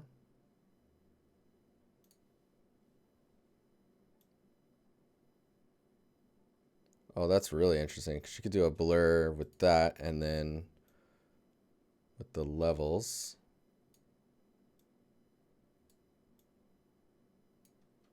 Let's see what's going on here. Okay, wipe that out. Get those nice little highlights.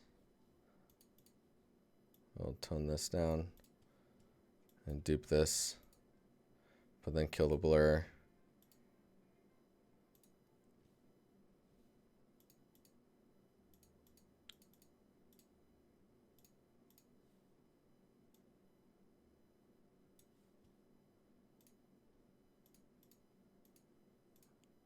Then we need a bottom one here.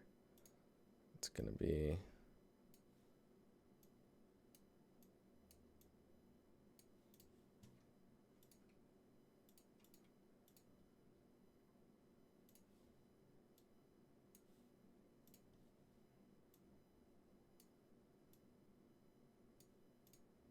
oh my god, you can invert too. Man, the control is ridiculous.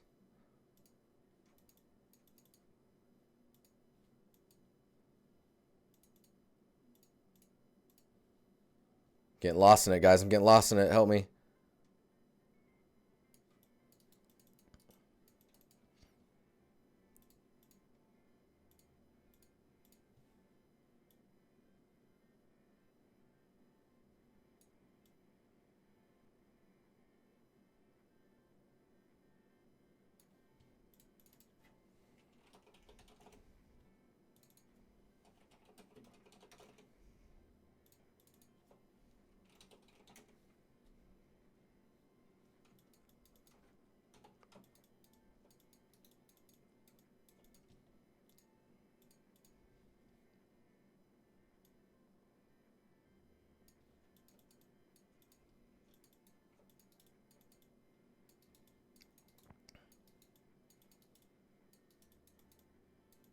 We're getting there. We're getting there, guys.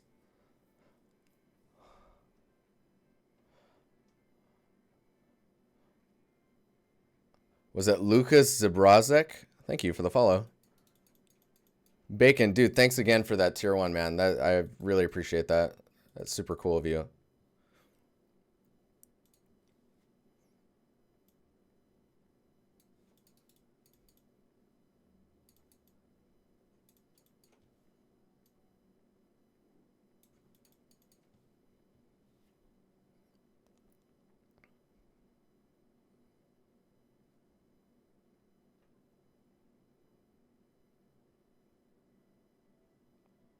How do you instance the material?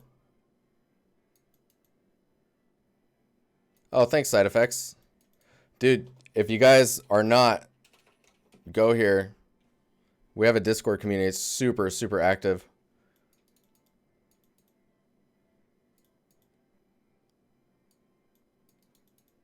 So a lot of the times when I do custom painting, it's just making masks, and it's going to be in here. That's just kind of how it is. So one thing I need to look at is the roughness. And you see how the roughness is pretty subtle versus here. I want to look at maybe adding like you look at the, what do I use for this? I just use the, oh, it's even legacy. That's funny. So I'm going to go here. And above this, I'm just going to make another fill layer. Alt click the channel to only select that one. Mind blown again. Make it pretty rough. And then let's look at black mask. And then we'll go in here. What's this one look like? This looks a little extreme. Ho ho! A little extreme indeed.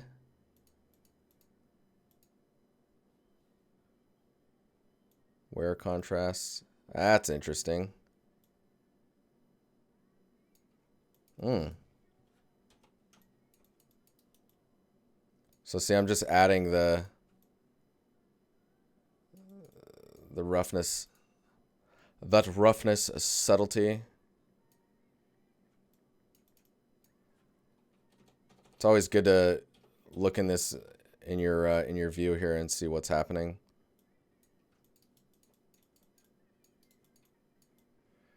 And like when you look at like the average, if you were to average this material here versus this, think about what type of material this is versus this material, because that'll really kind of push you to figure out how, like, what type of surface information the shell is. Like, is the shell should probably be more rough, I guess, right? This is harder, and then this is more reflective.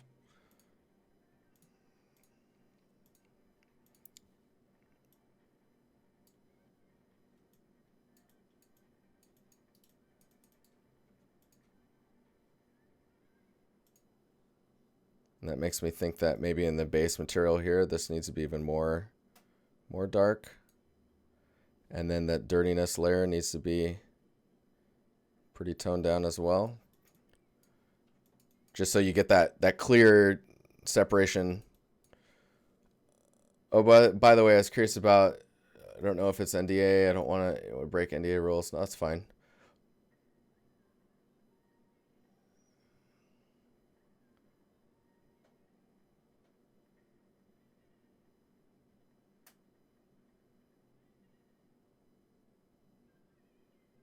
Yeah, this is probably pretty hard shell. That's a complicated question. I probably can't answer any of that, sadly.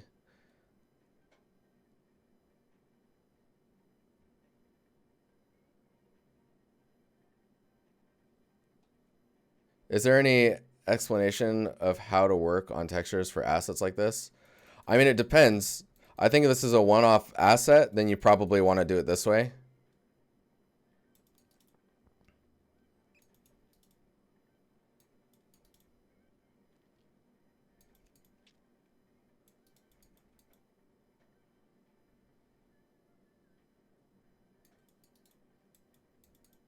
I mean, we're getting there.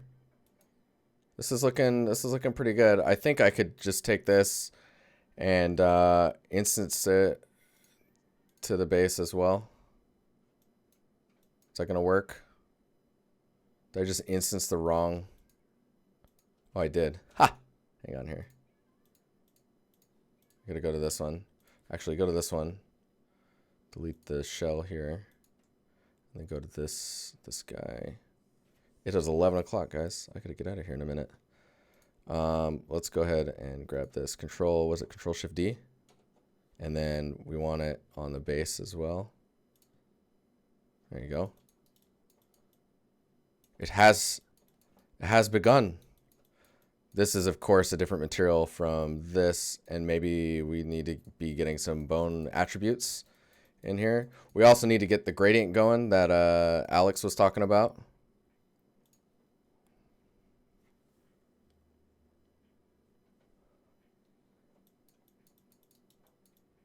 Color's giving you some Thanos vibes.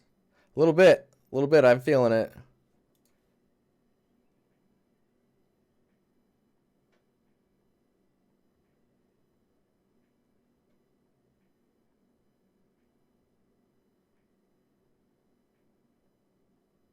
Pay for a tutorial now, man. Dude, join the Discord. I'm telling you. This needs to go under here. There we go. This is feeling pretty good. I like this color hit down here too. What's this look like if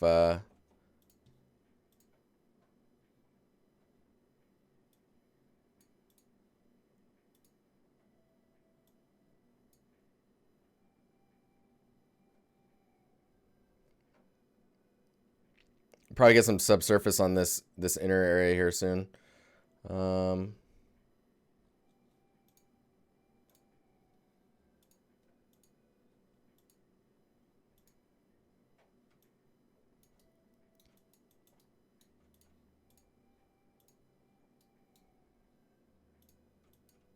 Uh-oh. I may have crashed it. No, there we go.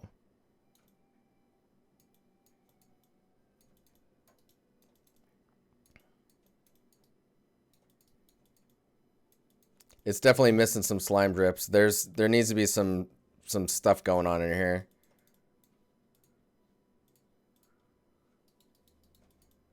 And like this material is not the same as the rest.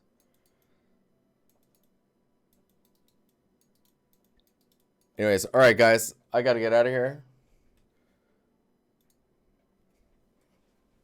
Thanks for hanging out.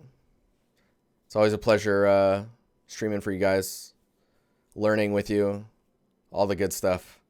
Now animate it. You get out of here. You get out of here with those words. We'll be streaming tomorrow. Wait, what's the day? Hang on. There are critiques next week. Tomorrow is still focus stuff, so we'll probably be continuing on the material stuff here, and then maybe talking about ways of rendering for presentation purposes. And yeah. While we're here, let me look up to see if hang on, let me take this here real quick. Monitor. We're just gonna hide you, monitor. Let me make sure here. Turn that back on. Don't want my monitor popping up with, what is he looking at? Is that his bank statements?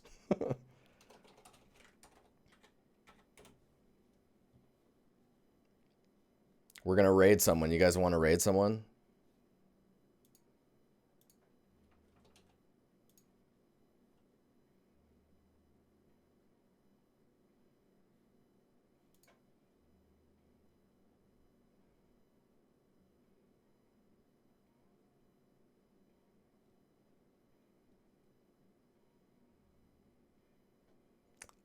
Oh man, we've got someone else that's 3D printing. Let me check this stream really quick. I may have one. Oh, it's September. I didn't know that. 50% off tier 1 subs and gift prime upgrades. All right, we're rating this person. More Substance Painter for you. I hope this person doesn't freak out. Jump on in. Let's hit them hard.